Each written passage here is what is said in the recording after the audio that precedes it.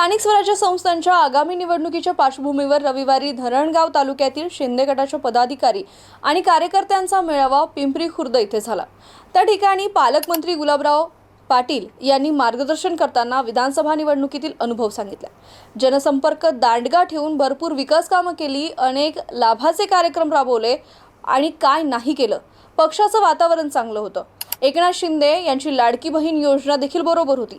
त्यानंतरही जळगाव ग्रामीण मधील विधानसभा निवडणूक सोपी नव्हती।